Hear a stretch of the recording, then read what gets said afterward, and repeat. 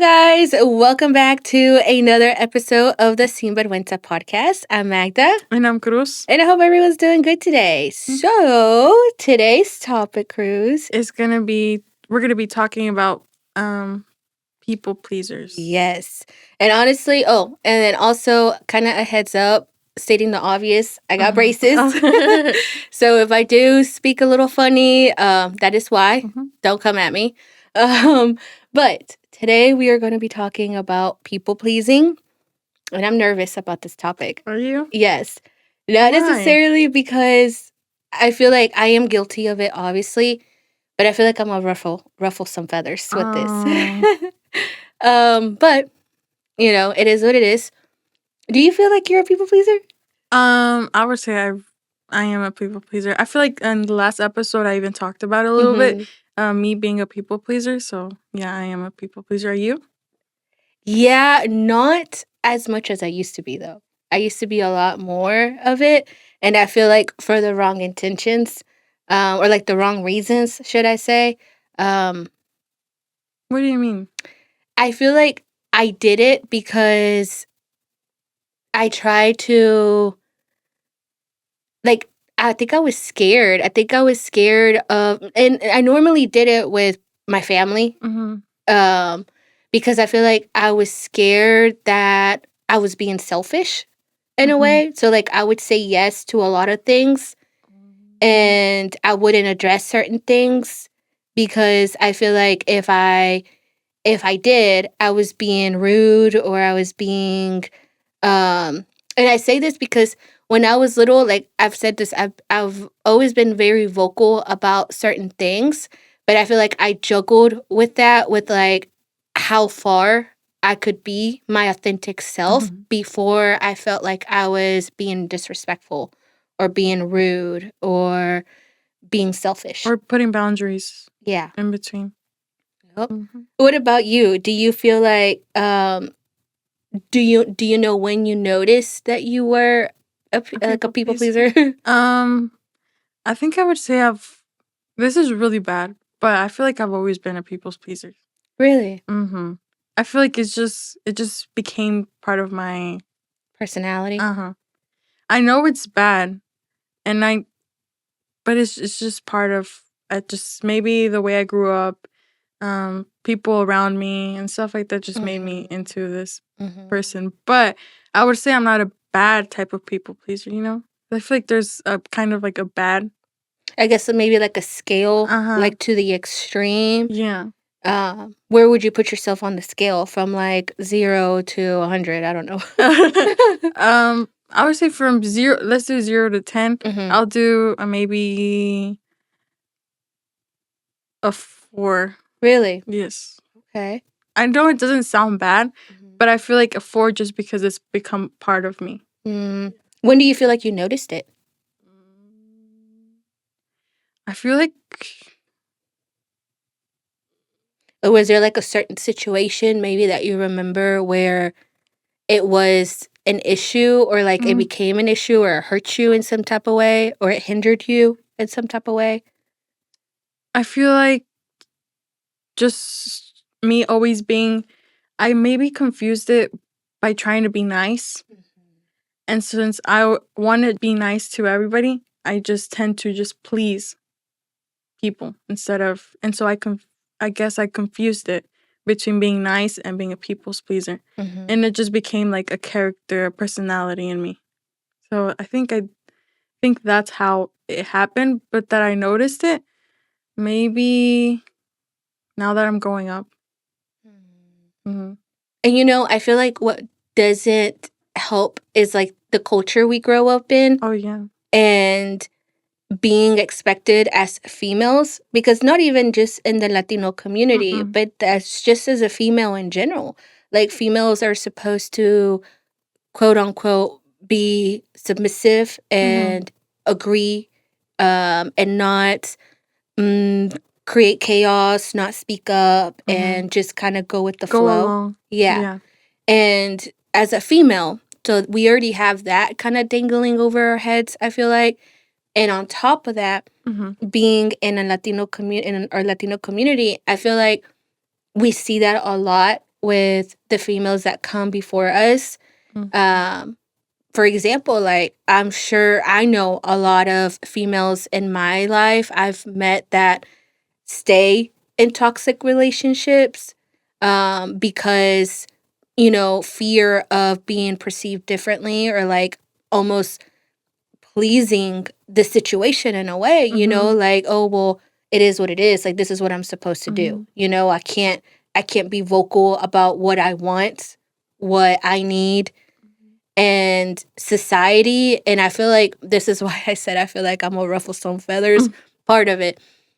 Religion too, if you think about it, and it goes even back. I feel like colonization, when the Europeans came to the Americas and started demanding submission from the natives.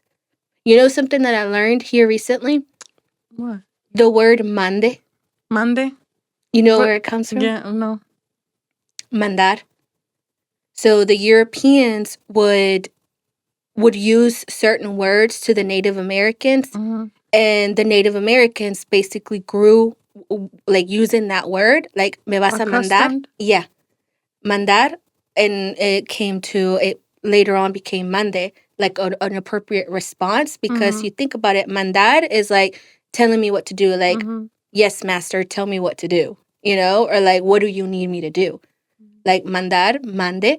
And since I learned that, like, I think I learned it like a couple years ago, like 2 years ago, I stopped saying it.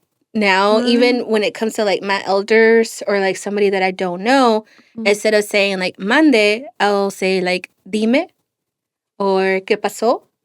Or if someone calls my name, I'll be like, sí, sí, qué pasó, I won't say mande, because I feel like it has such a strong, I don't know, I feel like there's a lot of energy behind that, and I don't want to be bossed around, especially if it's somebody that I don't know and I don't trust you. Like, I'm not going to just openly, willingly open up for you to tell me what to do, And that's why I say I feel like I've kind of grown, because it used to not be like that. Like, when I was younger, I feel like I did it in a sense to where I wanted to be nice también.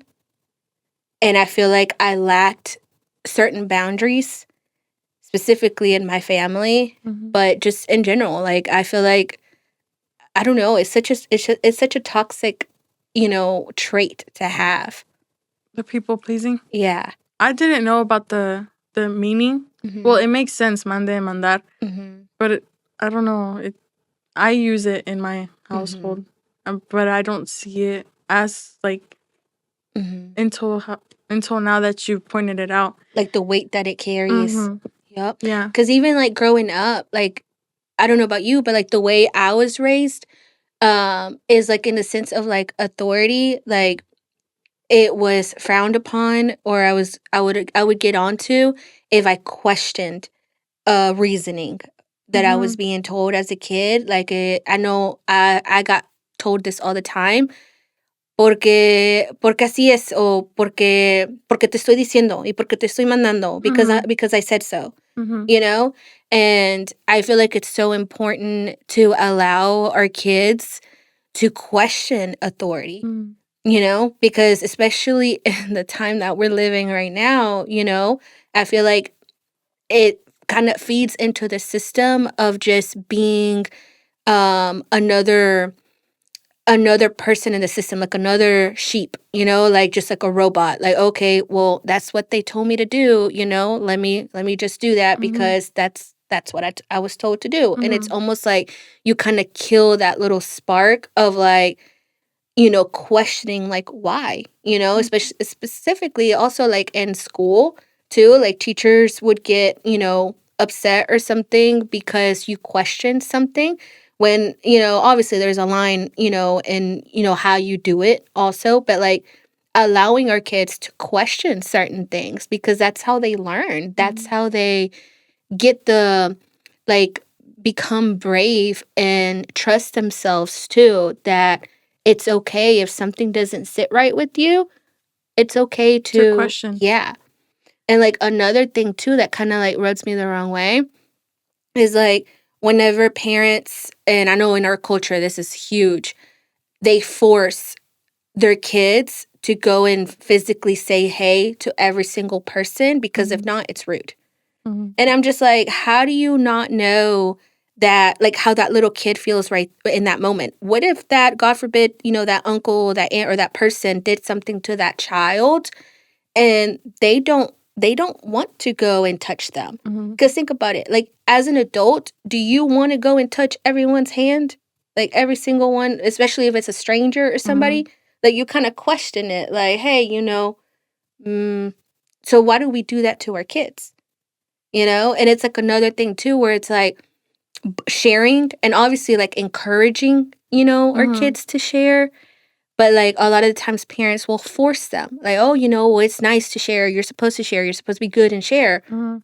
But if you had a nice car, 2026, nice little Toyota Camry or something, and for example your friend that has wrecked 3 of her cars asked you to borrow the car, what you gonna say? Probably not. Exactly. So why do we force our kids to share their toys with their cousin that probably doesn't even take care of their toys? They break their Yeah, toys and especially stuff. since it's not theirs. Yeah. Exactly. So it's like we kind of, and it all just starts. This is just my thought process. I feel like it kind of goes back to just our generations. We're kind of just taught to be nice and be good Mhm. and share and it's, yeah, we can do that, but to our own, um, a nuestro propio deber, like when we want to, Mhm. when we trust ourselves to know when to do When it. you feel like it's right. Yeah. Mhm. Yep. I feel like how you said every household is different. I don't recall like my mom telling us like we answer with mande Mhm. or but for speaking for me, I say I grew up like constantly knowing everything that's going on. Like I would Mm. ask questions and my mom wouldn't be like porque sí. Like she would tell us how it is. She's always been very straightforward. Mm. This is how it You is. have said that. No sugarcoating. And I think maybe that's why I'm like that. Mhm.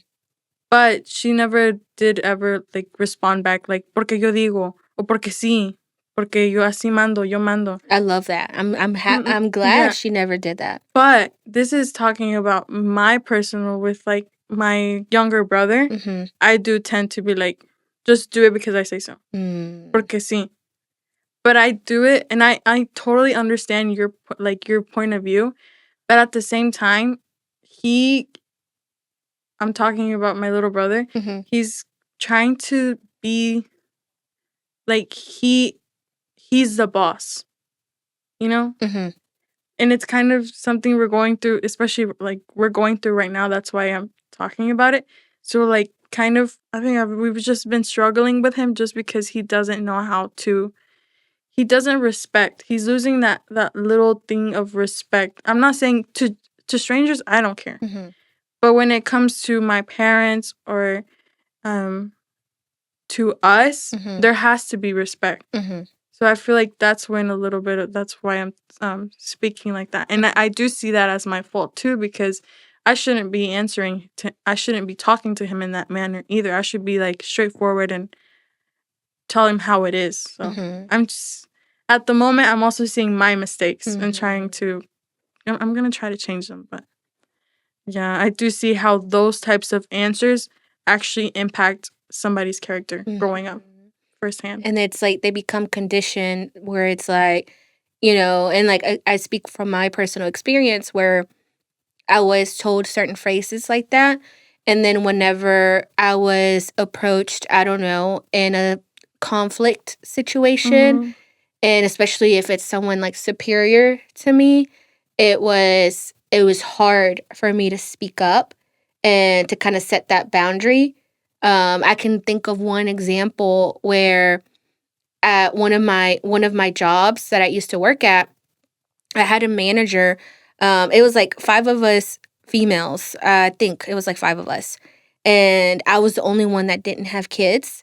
So they would put me in my schedule, like for me to always close, Mhm. for me to always work on weekends, for me to always do this, and that. And whenever I questioned it naturally, it was like, oh, well, no, but it's because, you don't have any kids and, you don't have any, like, any, like, outside responsibilities. exactly. And in that moment, I should have spoken up. I should have been like, well, just because I don't have kids does not make my time less valuable than yours. Like, having kids is a choice, and it was hard for me to put that boundary and speak up. And it was specifically because it was, my manager, or it was somebody above me that was telling me, oh, well, we have to do this because so-and-so has to go pick up their child at, daycare, and they have basketball practice and so. But I'm like, that has nothing to do with me, And I feel like, and that's why I say, I feel like it comes, as we grow up, it's like how we condition our kids to accept, certain things, and how we allow them to set boundaries is so important. Because whenever you start teaching them that their little voice inside of them is not valid, it's so important for us to be mindful on how we word, like, what we say to our kids, because that little intuition voice that, we all have, they have it as well. And obviously they're kids, they're developing, but when it comes to certain boundaries, aka, toys or whatever, obviously, like, encouraging them, to want to share and listen to them, because sometimes they may have a good reason. I feel like sometimes parents, like, they just kind of see their kids as just being, deviant, and like, oh, okay, well, they don't want to share, and then they kind of get onto them. But it's like, take the time to ask why. Little Johnny, why you don't want to share with little Timmy?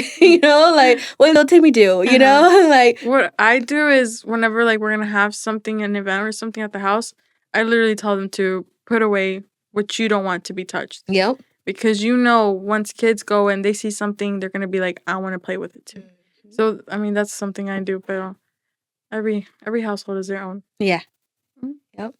But I'm curious, so can you think of about a moment where it was something that maybe you did on your end for the wrong reasons, like to try to please someone, when you knew that you probably shouldn't have responded that way, but you did, to try to not create drama Tension, yeah. or... Well, I don't think I still am a people's pleaser, so I wouldn't say like I've caused say no. But I try to. Were you ever told "Calladita te ves más bonita"? Or did you ever hear it from other people? Yeah. Because right now, no se me viene nada a la mente. But that's just making me realize how I actually, like, I'm not saying my external family is a different thing. But, like, in the household, like que mi mamá nos diga, "Calladita te ves más bonita." Like, never. But what about with, like, a different situation, like outside of your internal family, like at school or like at work or something, where, not necessarily something that you grew up with, because I feel like it's important to know, where this comes from to kind of help heal or to evolve from it. And that's good to reflect on. But I feel like what also helps is sometimes in the short time, there's little habits that we tend to do, that I feel like kind of contribute to the overall problem.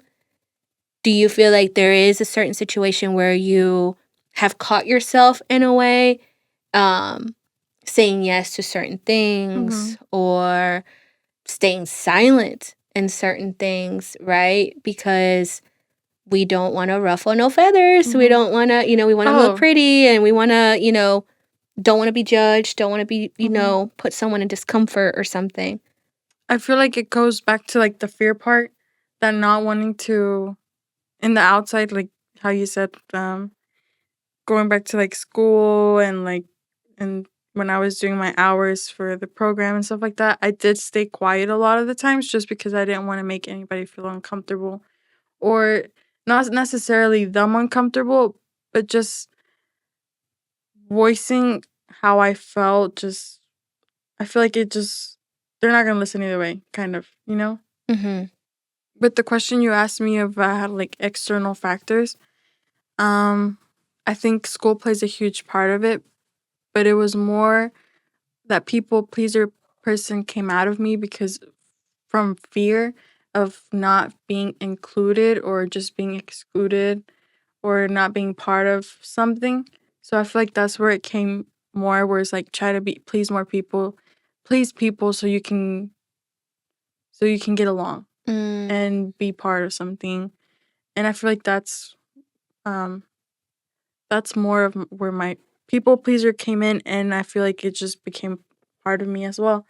Because I would say for me, I really did struggle with like making new connections. I feel like even with you at beginning, I'm very I'm very shy at first, but I feel like once you get to know me, I'm more. I literally open up like a book. But for those cases when it was just like just for initial beginnings, I would be more of a people pleaser because I wanted to get along, because I feel like that was the nice side of me doing those things. But at the same time, it was, if I look at it like this, I was being fake. But I'm curious, where do you feel like you learned that from, though? the people pleaser? Yeah, or like being nice. Mm-hmm. Do you feel like it came from seeing someone do that too? Do you feel like it came from the expectation? Because we talk about how females kind of have that already above their heads to want, to have the expectations above them to like just be able to say yes and please. I don't know exactly where it comes from, but I do think it plays a factor where being just always saying yes no matter what. I don't know if that makes sense. Do you feel like it's maybe like a fear of not fitting in? It's I feel like it comes more of a fear of not being up to like people's expectations. So I please. Disappointing them. More of disappointment. But yeah, I do think that fear factor plays a huge part of me for being a people pleaser. Yeah. Do you think it might also play a factor for you? Not as much now, because I feel like now I am very vocal if something is bothering me. Like, I know how to, not 100%, obviously, there's always room for improvement, but I've gotten so much better at setting boundaries and not feeling bad for it.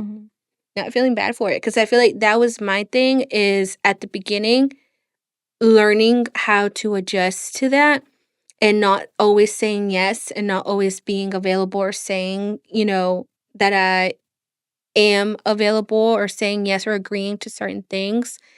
I feel like maybe mine is a little bit more too of disappointment, but it's more of like within my own family.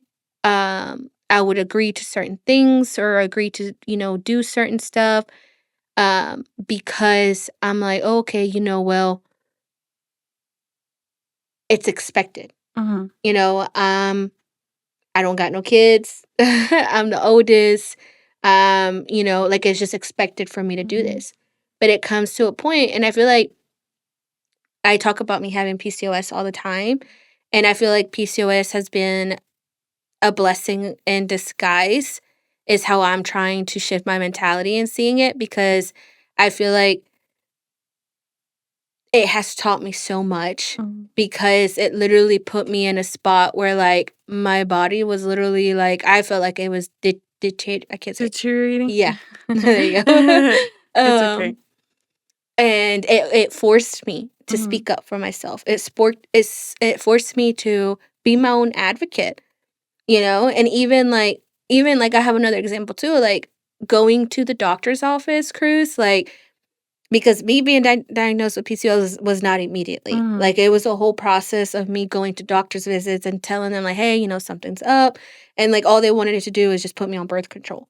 And birth control to regulate my cycles and, Oh, that's what we can do, I've blah, heard blah, blah. that helps people. Yeah. And like they would ask me, like, do you want a kid right now? I'm like, no. So they would just put a Band-Aid and give you birth control, which, don't get me wrong, birth control helps the symptoms, but it doesn't treat it directly. And that's the issue. And it took me going to like 6, I'm exaggerating, it was probably like 3 different doctors. And it took me like being my own advocate, because I feel like at the beginning of certain appointments, like I would just agree to what they were telling me, like, oh, okay, well, they know best, and not to, discredit them. They're doctors, right? They've worked hard for, their education. But it's almost like I had a fear of like speaking up and, advocating for myself, because I didn't want them feel disrespected, or like me challenge their knowledge. Trusting them, Yeah. Like I didn't want to come off like that. But then I came to a point, I'm like, fuck that. You know your body It's the my best. body, Yeah. And it came to a point where like, no, I'm gonna, and that's the thing. Like you do kind of have to learn, how to say certain things, right? To communicate, but put those boundaries up, like speak up for yourself, because people will run over you in a heartbeat. They will. And you teach people, I've always said this, you teach people how to treat you. So if you allow certain things to, for them happen, they're going to be like, okay, I can do it again. Exactly. And we see that with kids all the time too. You talk about your little brother, like, there is a sense of authority there because you are older than them, right? So you do teach them in a certain way, but it comes to the point where it's like you have to teach them how to treat you. Like this is how we talk to people. This is how we do, like this is how we communicate. This is how you speak up for yourself. This is how, you do this, because people will run over you in a heartbeat and don't look back at all. So, yeah. And then also, I feel like another thing too is like, I feel like I've kind of learned from Darian, because I'll steal his verbiage, is he likes to scale with people, is what he says. He likes to scale with you. What do you mean scaling with people? So, how you treat me is how I'm going to treat you. Okay. Yeah. Basically. Like, if you treat me, in a fucked up way, you're going to get that response back. Yeah. Yeah, I scale with you. And I feel like it's a good mentality, because again, I go back to, I feel like this comes from a religion where it's like, oh, you have to be good, you have to do this, you have to do that, if not X, Y, and Z. And you know me, I don't consider myself religious. I consider myself spiritual. But like whenever the colonists came from Europe, we go back to that. What did they force the Native Americans to do? To obey. And they taught them, like, if you speak up, what happens? Like, they got punishment. Exactly. And especially us in Mexico, like those, that's the thing about Mexico, is like we're literally like a melting pot of those cultures, because we still have certain things that, like Native American attributes, like some, as far as like the culture and stuff that got brought down, like pozole. I think pozole used to be like an Aztec meal or something like that, for like whenever they got sacrificed, algo así. I need to look more into it, but I remember seeing something like that. And also, like, a lot of Mexicans tend to be Catholic, and it's almost like it's like a melting pot of both cultures. So I feel like we kind of have a tug of war on like, oh, what's the right thing to do, when it comes to certain decisions about our life. Sorry. No. I just went off another tangent. No. It's okay. It's okay. I know. I'm trying it's to a get lot back to process. Yeah. No, and then I'm trying to like, it goes with the topic, but I'm trying to like kind of, go back. To the people pleasing. It goes back to that. Yeah. It's like, and I feel like that's like my take on it is, this was taught, this was taught to us from generations ago. And the cycle just kind of keeps going, and it looks different in our different times that we're living now. And even right now, like when how ICE is being in this country too. Like, what is the other people, the right side, what they're saying? Oh, well, just obey. Just listen to them. Just if you follow the rules, the rules are not always morally correct. But it works for the system. It works for us For them. to just, and even like think about like classroom settings too. Classroom settings, especially like here in the US, they teach us it's an 8-hour school day. You go in early in the morning, you get a little 30-minute lunch, and then you're done, right? After the next half of the day. What does that sound similar to? 5 to 9. 9 to 5. 9 to 5. Yeah. I'm sorry. I know what you meant. Yeah. But yeah, because we're literally more robots in the system, in the pipeline to feed that into it. You know? And maybe I'm too woke for certain people, and that's why I said I was nervous about this episode. And it might make people feel uncomfortable, but yep. But it's just something to think about. And we have to respect what other people's feelings are and their views too. Like, we all have different views at the end of the day. We're not always going to have to agree on everything, but we can always respect and just listen to each other. Yeah, people's perspective. Mm-hmm. Yeah. And at the end of the day, you choose what you want for yourself. Like, you know, me telling and me sharing this, my thought process on the whole people pleasing, where it comes from and how it still bleeds into our lives. That's my take on it. Your take could be completely different. Yeah. You know? Yeah. And it's valid. It's valid. I feel like the important thing is that we're happy where we are. And we also look forward to growing and being a better version of ourselves. Yep. What's your take on it, Cruz? That everybody has their own opinion on certain things. I stand on that. Like, at the end of the day, I have my own opinion. People might not respect it, but I don't really care. Either way, apart from that, people pleasing it really does become part of, it becomes a personality trait. And it's not easy to just get over it. And I feel like I say this in every single episode where, like, I'm going to try to grow. I'm going to try to fix it. Because I really have a lot of, like, how we spoke of different topics. But, yeah, I recognize that I have this as, I would say, not a really good trait. But I'm still working on it. Gonna try to take those baby steps to be better, to advocate more for myself, not for others, which I tend to do. But I feel like that would be my take. Yeah, that's good. And I feel like you're already in a good environment too, because you speak, you know, how supportive your family is. So that's already there, like a huge relief, because a lot of people do not have that. And sometimes it's like their worst case scenario, like their whole family is almost like against them whenever they start choosing themselves. Yeah. And they start setting boundaries. Because whenever you choose yourself and you start putting yourself first, that sometimes does not work for everybody, right? So, like, that might not, you putting yourself first does not benefit the other person. And that's when there's going to be issues. So I feel like you're in a really good sweet spot to, you know, grow from that because, you know, going back to that. I have a support system. Yep. Yeah. Yep. And that's a huge game changer. Yeah, it is. Yep. Well, I feel like that sums up today's episode. I really hope you guys enjoyed it. If you guys have any ideas of future topics, we have some juicy ones coming up in the next couple of weeks. Oh my gosh. Which we're kind of nervous and excited. We got mixed feelings about it, but they're conversations that need to be had. Sin vergüenza. Yeah. Oh my god. That was so corny, but it was. We'll end it there. Bye. Bye.